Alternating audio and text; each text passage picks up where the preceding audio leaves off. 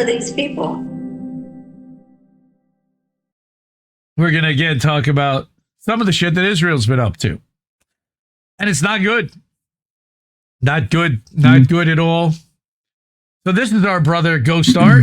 I think he's over here in chat, and he might even be over on Rumble also at the Namaste over there. All right, good to see you, brother. He put this up, politics trending from the other day. Actually, it was from last Monday, the 23rd. Israeli forces have killed Ismail Abu Nadi, a volunteer with the Rawabi Charitable Foundation, along with several members of his family after targeting their home in northern Gaza. I didn't even know there were homes in northern Gaza at this point, but I'm guessing it was a tent. And they saw him feeding them and were like, yeah, that can't happen. May he rest in power. That's awful. Fuck Israel for that. Like, why? Because he's feeding people. Fuck you.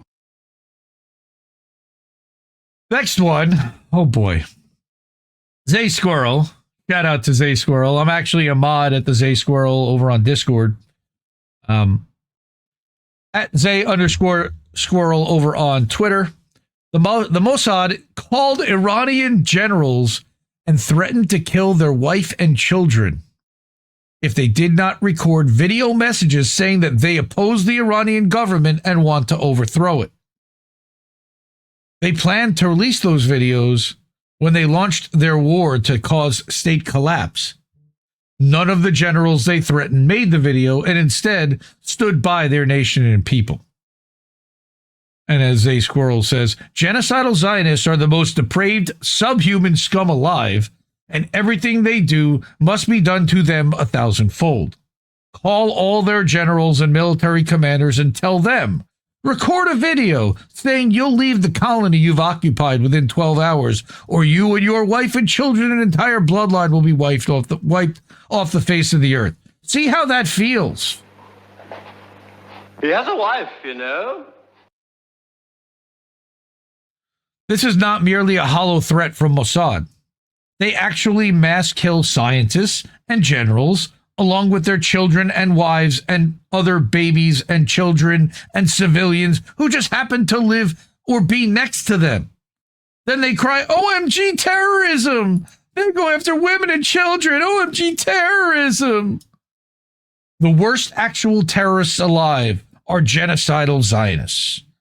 They introduced terrorism into the region and spread it everywhere like the cancer they are, both directly themselves and via their proxies like ISIS. Yes, ISIS. As Norm... ISIS agents use Krav Maga. We've got an ex-Mossad guy. He comes in on Thursday. Yep. As Noam Chomsky famously said, quote, it's a great error to describe terrorism as the weapon of the weak. It's a weapon of the strong and always has been. If they do it, it's terrorism. When we do it, it's counter-terrorism. Now you can find that in Guess What archives too. I did not see that coming. Terrorism. Terror. All right. There's a lot more here, but that is just despicable and disgraceful. Can you imagine calling somebody that you consider to be your enemy, the generals of that? First of all, they assassinated like 4 generals on the day that they illegally attacked a sovereign country that did not attack them. Now they're calling the other ones that are left and threatening them and their wives and their families. Nice. And they're supposedly the civil ones, right? This is indeed a disturbing universe. So, not only that, but their murder of journalists continues. In the last week, Zionism Observer, receipts_LOL. We at Databases for PAL maintain a database of journalists murdered by Israel at stopmurderingjournalists.com. Good URL. Ahmad Saad is the 4th journalist murdered by Israel this week. For comparison, over the past 10 years, Iran and China combined murdered one journalist. One.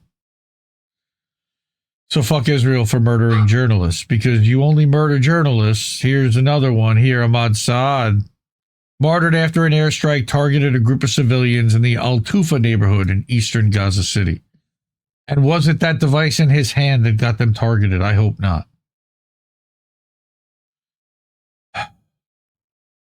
Next. Guy Christensen, also the heroic Palestinian journalists who Israel martyred in Gaza, shall be remembered in their own museum one day. Agreed. And we talked about that with Jonathan Cook having an incredibly powerful video that we showed here on the show a while back. Speaking of Jonathan Cook, he's laying out, and the last article we brought from him was literally like the Israeli playbook. Indie Media Award honoree. Yes, and Jeremy over there, fuck Israel, agreed over on Substack as well. Here's the genocide by starvation timeline. First, Israel stops UN aid from reaching Gaza, claiming that the world body lets Hamas steal aid. Meanwhile, back in the Hall of Injustice, Netanyahu admits that Israel has been arming criminal gangs in Gaza. Those gangs use their guns to loot aid trucks and run a food extortion racket. I wonder how that happened. Israel then releases drone video showing a truck being looted, but claims that the gang it armed is actually Hamas. The people of Gaza are now left to starve for months on end. Meanwhile, at the Legion of Doom. There too. Eventually, Israel responds to growing pressure by setting up 4 aid hubs run by armed mercenaries. That's called the Gaza Health Foundation, claiming that they'll distribute food instead. The hubs, of course, are located specifically to lure Palestinians away from northern Gaza to the southern border, so Israel can more easily drive them into Egypt. Each day for weeks. Which they're already using that for Squid Game's murder bullshit. Well, see, that's what he's about to say. You know? Each day for weeks, Israel shoots into the crowds of starving Palestinians trying to reach these hubs, killing dozens each time. Hardly anyone manages to get some of the trickle of aid. Now Netanyahu halts even these paltry supplies into northern Gaza based on a video showing armed gangs stealing aid. Once again, the claim is that these criminals armed by Israel are Hamas. So Israel is arming Hamas? Rinse and repeat. Our politicians and media say nothing. Israel can keep doing this until every last Palestinian is dead, because nobody's stopping them. I'm as mad as hell, and I'm not going to take this anymore. All right, and here is from Haaretz. Netanyahu halts North Gaza aid after Smotrich threatens to quit the coalition over alleged Hamas access. Fucking that was disgusting. When? Did you have a date on that? The 26th. That was like 3 days ago. 4 days ago. On that Haaretz article? I don't see a date on that. It looks like it was... no, it's clipped. It's clipped out. Okay. No worries. I don't see Jonathan doing that. You know, like... Yeah. Although, again, rinse and repeat. This could be from 4 months ago or 6 months ago or 5 years ago. I mean, they've been doing this. Yeah, I remember the Smotrich stuff. I think it was a while ago. But I think he's back. Same. Pretty sure he's back. Okay. So, I also want to give a shout out to fucking Miss Rachel, man. Miss Rachel's a G. All right. Hashtag let aid into Gaza, as she reminds people with her massive platform and gets 3.1 million views. All right. There are trucks with enough food to feed 1 million people for 4 months, a few miles away from starving children. Cruelty. But that's not the only Miss Rachel tweet. There was another one, again on Tuesday. Please like and share this post if you want the children of Gaza to have the food they need and not starve anymore.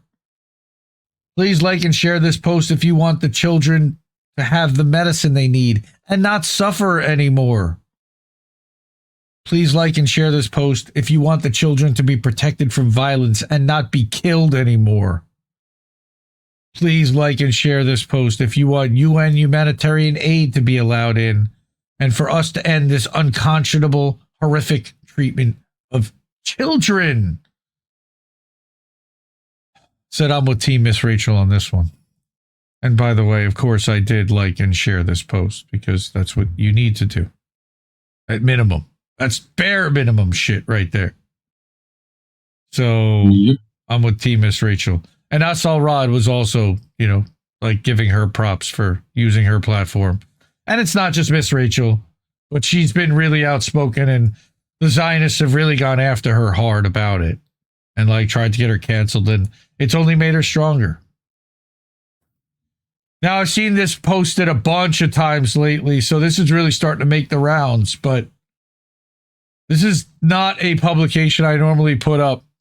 The America First post, not normally one that I refer to, but again, been verified a bunch. Gaza officials say that they found crushed opioid pills inside the U.S.-Israel aid flour, calling it a potentially deliberate attack on public health. I saw, I forget who it was, but they said that their like sister had gotten like sugar from the market and then started having hallucinations. Like, well, they're like literally drugging the food that makes it in. Well, that's what they were saying. It's not just about that. It's about who knows what else they're putting in the food. I think I even what have else that is in too. there, right? So I have a video from Guy existence is a mockery of morality. Guy Christensen. We've talked about him before. Israel is putting oxycodone into the flour bags they're delivering as aid to the Palestinians in Gaza. Through the organization Israel set up to control the flow of supplies to the people they're starving, the Gaza Humanitarian Foundation, these pills are opioids. They cause severe addiction. They're harming the Palestinians in a dirty war on top of this genocide. Multiple testimonies have come forward already with doctors confirming what's being reported. The GHF is led by Trump's former faith advisor, who's also a top guy with the ADL. That's right, the Anti-Defamation League, which is combating anti-Semitism, is directly involved in Israel's final solution on Gaza, the Anti-Defecation which League. this aid distribution plan is part of, with Israel slaughtering hundreds of Palestinians, risking their lives to go through red zones to reach these aid compounds, which are biometric camps, scanning Palestinians' identities and tracking them so Israel can target them at a later date. What we also learned today is that this massacre of innocent civilians coming to the GHF compounds and getting slaughtered by Israeli soldiers is deliberate. They were outright instructed to do this in what's called Operation Salted Fish. Multiple soldiers came forward anonymously to the Israeli media outlet Haaretz. This is a reminder to me and all of us that however bad you think the genocide is, however gruesome, it is 100 times worse. You just haven't heard about it yet. There's a lot to unpack here, and of course I'm going to make some videos tomorrow and the next day unpacking these individual Operation Salted Fish and the GHF and how the ADL is connected to this final solution on Gaza, Operation Gideon's Chariots. But as for now, free Palestine forever and always within our lifetimes. You can support my work in my bio. Thank you. This dude also, by the way, urged people to skip a meal and give the money that you would have spent on a meal to the Palestinian cause. And this kid, man, he's something. I got to tell you, you know, he's doing it, and I give him a lot of props. Again, being attacked mercilessly by the Zionist, you know, coalition, the media arm. Who are these people? That they Who have. are these people? Thank you to whoever that was. Hey, Margaret appreciate Villa, that. thanks for always speaking on Palestine. Free Palestine until it's backwards. And fuck ICE. Appreciate it. Fuck yeah, sweetheart. Love it. Like Thank getting you. some Thank you, donuts. Margaret. Appreciate that. Fuck ice. It absolutely. And again, not the one that goes in your drink, but the ones that are deporting. Now it's Haitians, apparently, this week. Apparently, there 500,000 Haitians. Holy crap. So, I'm sorry to do this. Terrible. Dave DeCamp, another Indie Media Award honoree, put up this video from Hawidi Hamza. All right, just 50 seconds from one of Gaza's aid lines. You don't need commentary. Just watch how people move, watch how they run, and watch how they try to stay alive while waiting for food. Oh, man. All right, let's do it.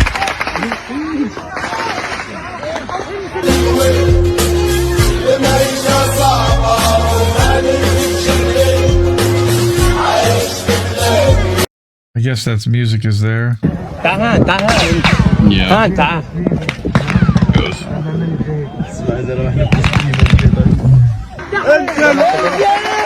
And this is if you move, they shoot you. I mean,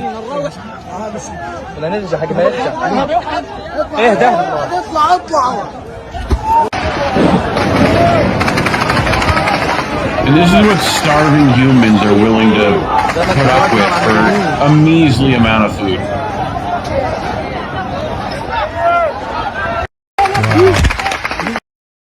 wow. I don't even know how to describe what I just There's looked at. zero fucking words. Like, ugh. Yep. So I wanted to bring that. Shout out to our friend the Dissident, the 307.substack.com. He's been on a tear. He's been publishing about 5 articles a week. And I'll tell you, he publishes the link to a bunch of different chats on Substack, public chats. And the people at Matt Taibbi's Racket News chat, you have to be a founding member. So you have to pay like $250 or whatever it is a year, which he pays to be able to post there. Not many people do. And therefore, he dominates that thread. And man, does he fucking tweak the Zionists every time he puts a link in there. How do I unsubscribe from this guy? How do I block this guy from my feed? I don't want to see his articles. Oh, man, do they cry. Because he's bringing receipts like this. This is an article, again, out of Haaretz about how Israel is deliberately killing civilians at aid sites. So what we just witnessed, here's more about it. And again, this is out of an Israeli paper, Haaretz, which means the trees. All right. I believe. Maybe it's the land. But Israel's top newspaper reported that the IDF deliberately killed civilians at aid sites. Yeah, no surprise. By far, the most barbaric atrocity in recent memory has been Israel's massacring of Palestinians, intentionally starved through the Israeli blockade on Gaza through the setup of fake food aid sites. Israel and the U.S. set up the Gaza Humanitarian Fund, a fake humanitarian aid organization to lure Palestinians toward the south of Gaza to further Israel's stated goal of ethnic cleansing. As the Israeli scholar Yaakov Garb noted, quote, these foundation compounds do not bring food to needy populations, but rather entice, under conditions of severe duress, some portions of these populations into remote and highly militarized settings. It's the concentration camps. He pointed out that the majority of these remote and highly militarized settings, i.e. concentration camps, were located in the south of Gaza, exactly where the IDF plans to force Palestinians in Gaza for their ethnic cleansing plan. As he wrote, quote, the fact that 4 of the 5 compounds lie south of the Morag corridor, repeatedly indicated by Israeli officials as the intended destination for concentration of Palestinians to be displaced from the remainder of Gaza in an impending intensification of the military attacks, is not reassuring. Yeah, I would say so. The reality is even more depraved. Not only has Israel used the Gaza Humanitarian Foundation to lure Palestinians into concentration camps, but they've also used it to open fire on starving Palestinian civilians once they reach the aid centers, which we just showed.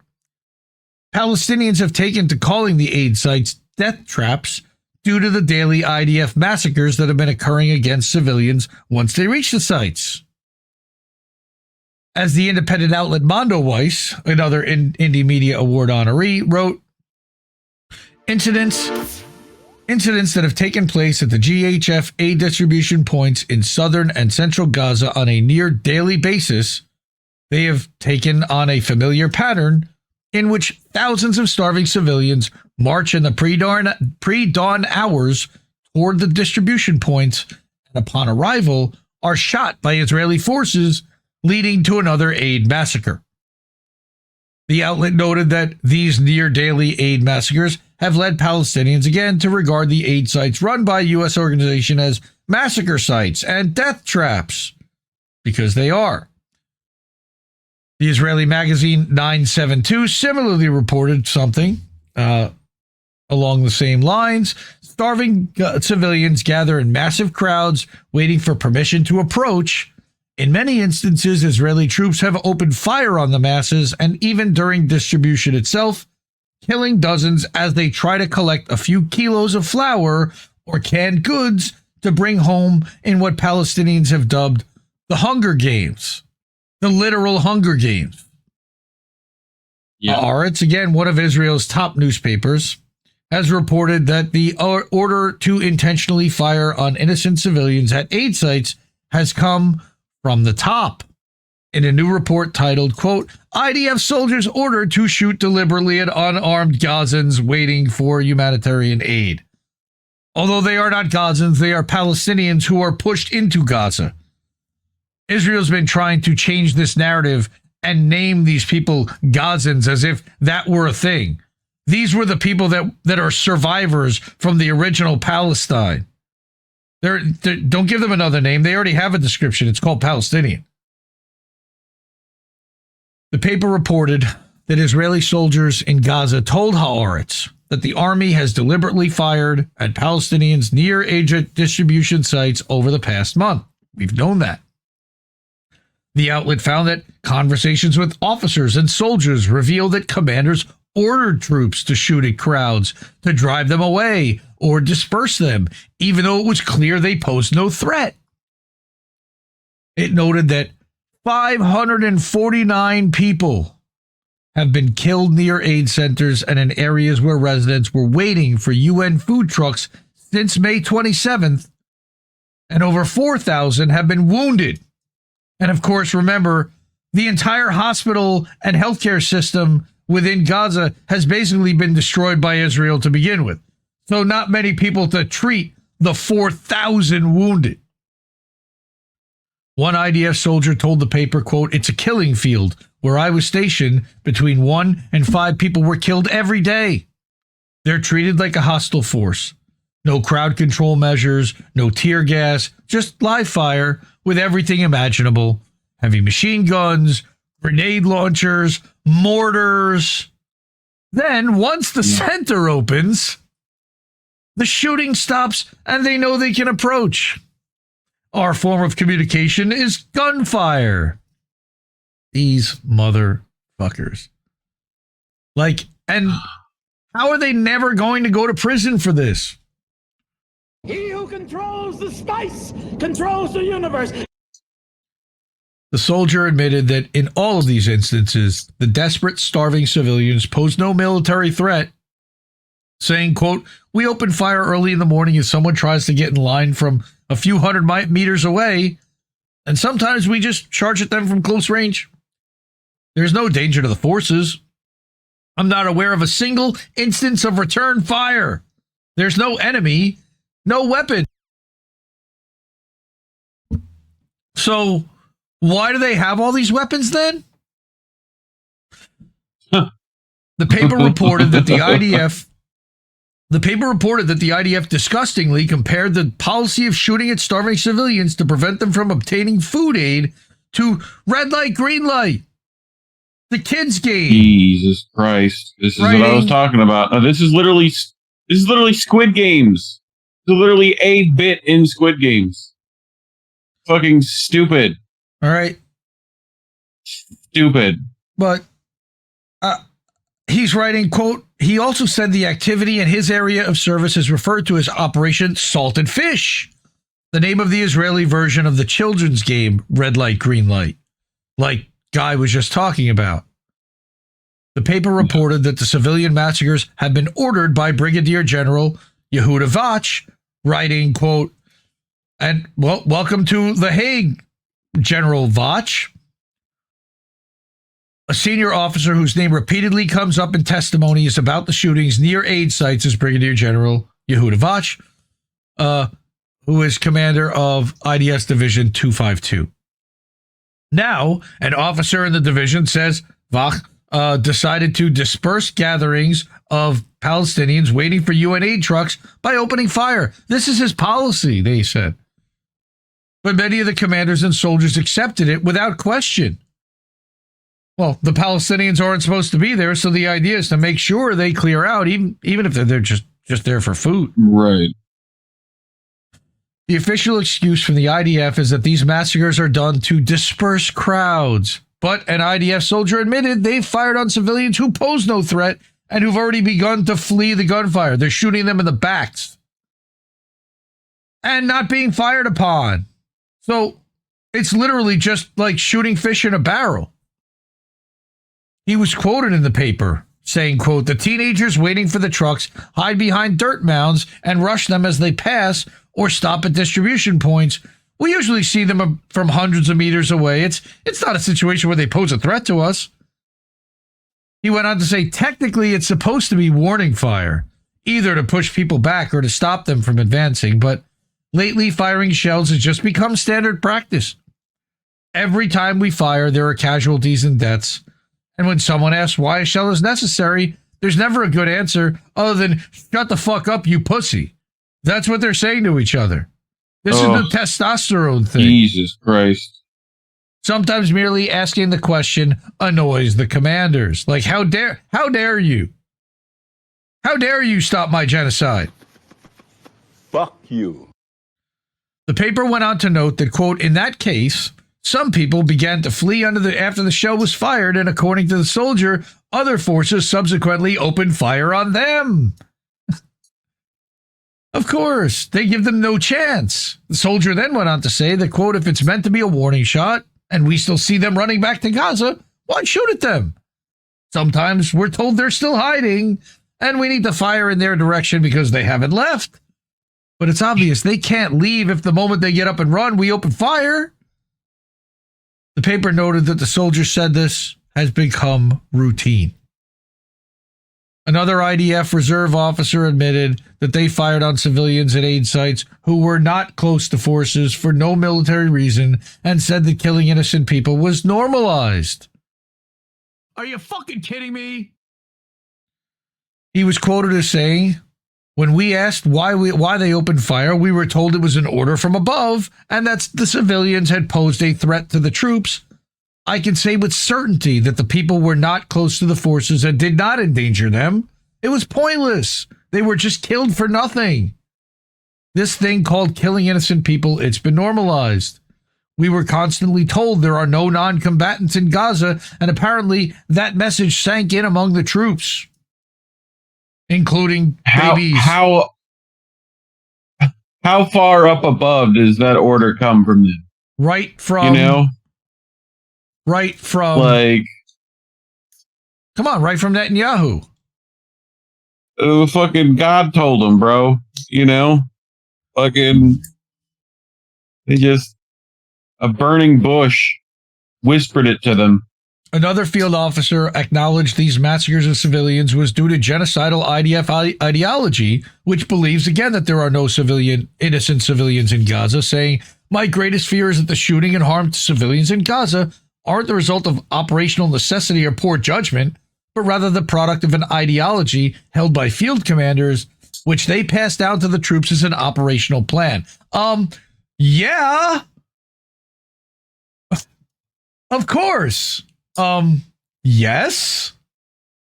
Naturally, I can't believe that's even a question. The paper also noted that Yasser Abu Shabab, the leader of a small ISIS-linked criminal gang, which again is armed by Israel and has repeatedly looted aid with support from the IDF, has taken part in these massacres too. For context, again, as he reported recently, Yasser Abu Shabab's gang has put out videos of looted aid in concentration camps in eastern Rafah in order to lure desperate Palestinians into the south of Gaza, close to the border with Egypt. Haaretz reported. Yep. How about no?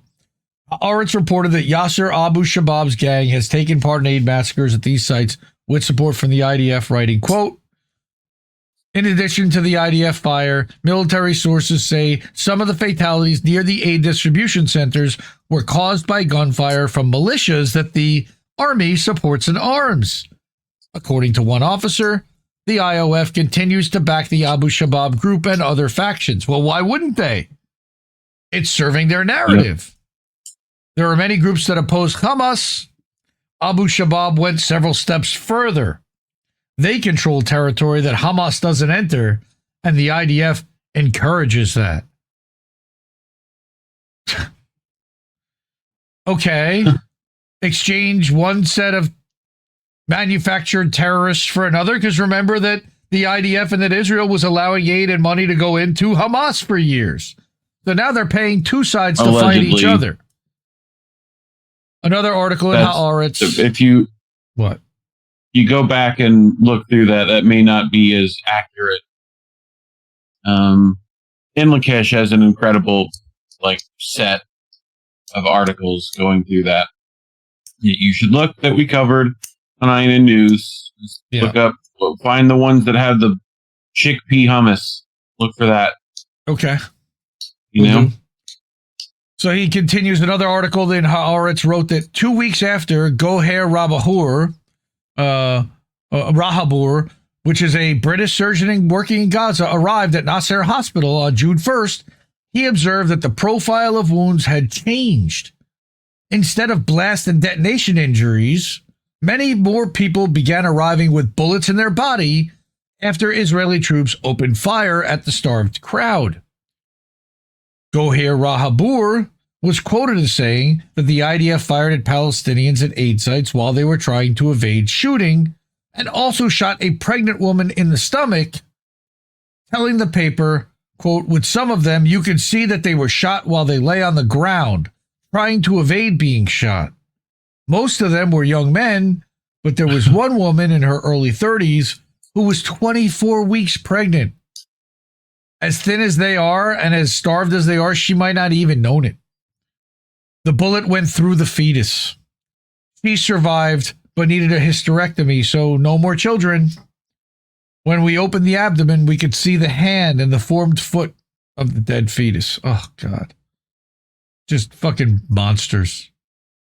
Furthermore, the Palestinian political analyst Mohammed Shahada has found that the so-called Gaza Humanitarian Fund tells emaciated Gazans, come, we have food, then minutes later says, nah, don't come, we're closed. He then noted that as soon as people show up, the IDF empties their machine guns into the starving crowd and mows them down. In other words, the Gaza Humanitarian Fund posts to social media that they're open for food aid to lure starving Palestinians into aid sites, just to post minutes later that they're now closed to justify opening fire at the crowds of people once they arrive. 13 minutes, 17 minutes, 4 minutes.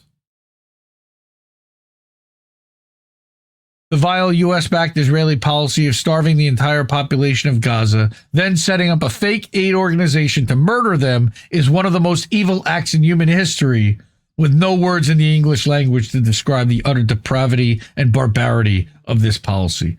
Fuck Israel. And fuck the U.S. And fuck UK. And all the other nations that are supporting and turning a blind eye. Shout out to the Dissident, the 307.substack.com for that one. This is another one of my favorite people over on Substack, Alia Moro. She's just reminding people that Israel has bombed schools, hospitals, all masjids, entire cities, tents, ambulances, refugee camps, UN shelters, journalists, residential buildings. They bombed bakeries and marketplaces and water plants and universities and historical sites and aid centers. Well, they're terrorizing the people within their state, so by definition, they are a terrorist state.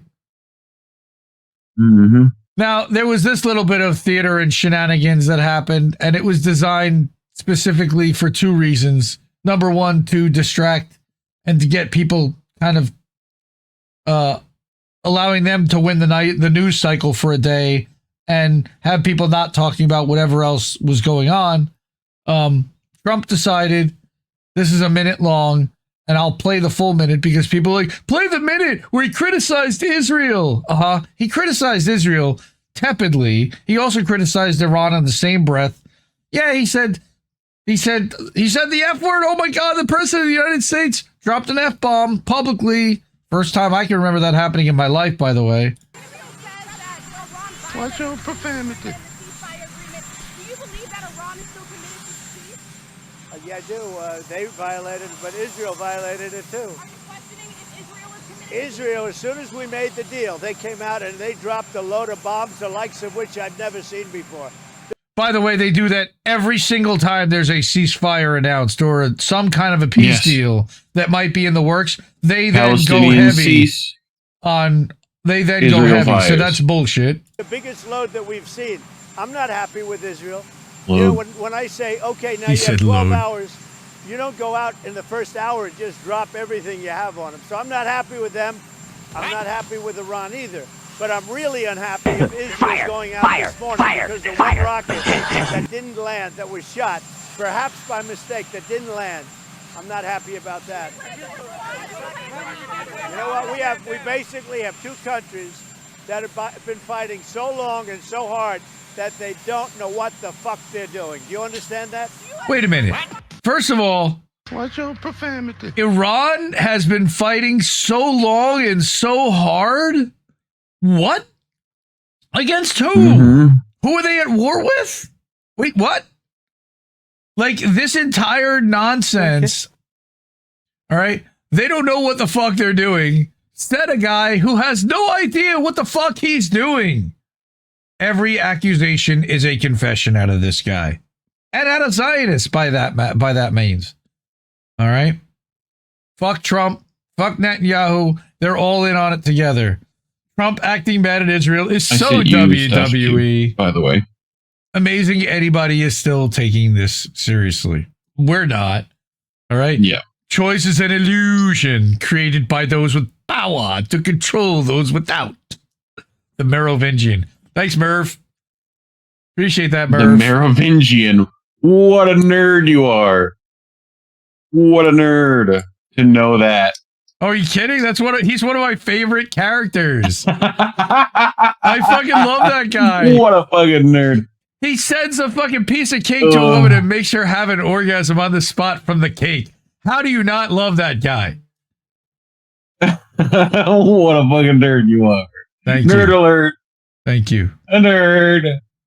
Finally, to conclude our fuck Israel segment, I wanted a little bit of a happier note on the end of it, which is that two Indie Media Award honorees are sitting right there together, which I think a lot of us were not sure would ever happen at one point. That's Mnar Adley from Mint Press News, but that's Motaz Azaiza, the famous Gaza photographer who was part of UNRWA and was able to get out and has been touring the world speaking and speaking out on behalf of Gaza and on behalf of the Palestinian people. So shout out to them. I believe that the podcast is already out. She asked him, "How does your heart feel?" He replied, "It feels dead." He's a survivor, and my time with him reminded me that he's still processing his pain while the world expects so much from him, but that pain is also what drives him to continue to speak up for Gaza. He's experienced unimaginable pain and loss that most of us could never truly understand. I can't even imagine. How many family members? We also talked about what's happening in Gaza right now with Palestinians being shot at while trying to get aid. He told me horrific stories of starving, pregnant, and breastfeeding mothers that brought me to tears. Despite the pain, his smile lit up the entire room. His laugh warmed my heart. Motaz is 26 years old and grew up too quickly under war, a life he didn't choose. It was a full 360 moment. In 2021, Mnar worked with Motaz to produce the Mint Press documentary, Gaza Fights Back. But they had never met in person until the other day. Every single day for a year after October 7th, she communicated with him to see if he was safe. He would respond, I'm still alive, but I'm looking for water. Amidullah, he's still alive.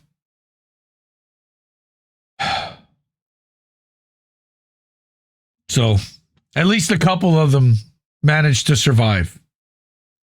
And thank God for that, because he does brilliant work and we need him speaking out. Well, that concludes our Fuck Israel segment. So, hi everybody. I appreciate everybody hanging out that is over on Substack. Talking Wombat. Look at what I sent you. Okay, Dave DeCamp is my morning news source, says the Talking Wombat. I see you sent me... Pull up the ones with the leaks. Look for the leaks. Okay, well, I've got the ones with the leaks. Yeah, you gotta pull those out. Well, yeah. You gotta give me a minute here. You're okay. You're okay. Take your time. Yeah. Take your time. We're in no rush. I just wanted to add this to the Fuck Israel segment because they related. Okay. I think that's okay. 1, 2. No, the third one's here. Hit enter. Okay. Yeah. Well, that was the Squid Game one. I got you. Okay, so let me go back to this. This shit is serious. Yeah. All right. An amount of sugar entered Gaza today. My friend is telling me that his neighbor experienced hallucinations after eating that sugar, and she was transferred to Al-Aqsa Hospital. Mohammed Smiri. So yeah, and scroll down. Oh, there's Veronique. That's our friend of the show. They're giving Gaza famine survivors sugar, not medicine, not electrolytes, sugar. Right? They're hallucinating, seizing, confused. This isn't aid, it's neurochemical sabotage. Right? Yeah. Starve a population, then flood their system with glucose. Watches refeeding syndrome kicks in, hallucinations, heart failure, death. They call it complications, medical violence hidden behind a candy wrapper. So after famine, that's how that goes. Magnesium, potassium, phosphorus, and protein, and instead they're giving corn syrup and trauma. Yeah, sugar is the cheapest weapon of pacification. Flood a starving body with it. Flood a starving body with it. Right. And the brain short circuits. They call it a humanitarian response, but it's state-sponsored overdose. We used to say, "Let them eat cake." Now it's let them eat sugar, seize and die confused. Modern genocide is wrapped in aid package. Right? So, yeah, and this is the whole tea biscuit stuff too, right? Because it had sugar in it, they wouldn't allow it in. Right? All right. So then you also sent this one. All right. Right. Where so this is related to this story that was referenced in an article you brought up a minute ago, right? Where they talk about the killing field and what Israel's soldiers are like admitting to, right? But they talked about Operation Salted Fish, right? Which is them playing what they called the red light, green light game? Red light, green light, 1, 2, 3. Yep. Right. So that's literally this episode of Squid Game. That's this. That's what they're playing in Israel with and killing Palestinian people right now. Yep. Yeah. Oh, what a fucking shit show we live in. Yep. And so for talking about all that, of course, we will not be monetized by YouTube, so you can't super chat us over there, where you can support our channel and support independent media, help us keep the lights on, pay for Restream and Canva where we make all our thumbnails and everything else. You do that over at Cash App, $, Indie News Network, over at ko-fi, kofi-com.com/Indie News Network, paypal.me/Indie News Network, website at indienewsnow.com. There's a Stripe link there. And then we got Substacks over at indiemediatoday.com where we're live right now. Shout out to everybody who's there. Okay, and INNnewsletter.com as well. I love you all. Thank you so much. Support independent media because we need it more than ever. Have a good night, everybody. Love you. Bye-bye. Bye, Felicia. No! We just fucking lost the stream! I guess this isn't such an awful place. Is that what you